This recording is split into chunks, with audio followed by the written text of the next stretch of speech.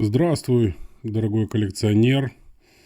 Спасибо, что вы оказались на моем канале. Это первое вводное видео, и я думаю, было интересно несколько слов рассказать о себе и вкратце поговорить, почему же люди, собственно, коллекционируют на данный момент, неважно что.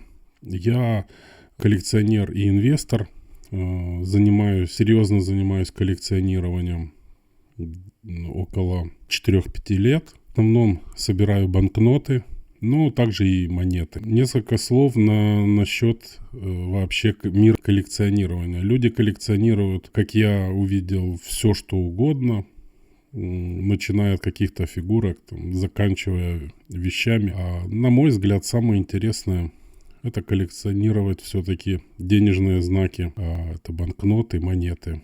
Если кому интересно, то по моим наблюдениям в мире большинство коллекционеров денежных знаков — это бонисты. Это люди, которые собирают боны, то есть купюры, банкноты.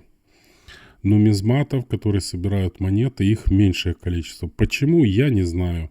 Сначала я думал, что это связано с тем, что легче хранить и транспортировать все-таки боны. Почему я не говорю бумажные денежные знаки? Потому что в последнее время наличные деньги стали изготавливать из полимера, пластика, поэтому будет правильнее говорить боны или банкноты, а не бумажные деньги. И сначала я думал, что легче, потому что легче транспортировать, перевозить, но потом я столкнулся с одной дорогой монеткой.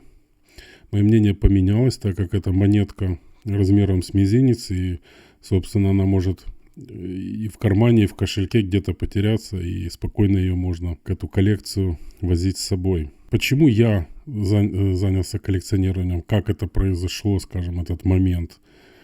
Я нашел у себя банкноты других стран, где я в 90-х годах путешествовал, назовем это так, как и множество людей. Сами выходец с Украины.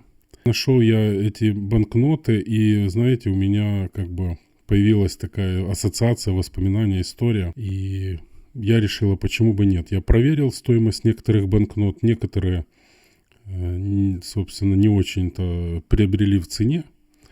Нет, они, естественно, дороже номинала. Но учитывая то, что их уже в природе не существует в обороте, то можно сказать, что они подорожали в цене. А некоторые конкретно подорожали в цене, то есть стали неким гемом. Гем — английское слово, используется в речи коллекционеров как нечто, как бриллиант, знаете, нечто такое уникальное.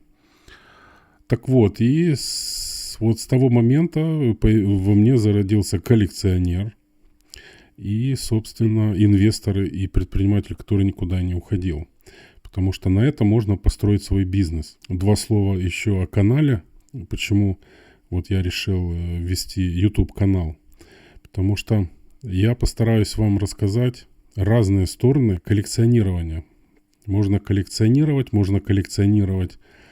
вещи, банкноты, монеты с целью инвестирования, сохранения и относительного, скажем, приумножения, но больше сохранения капитала.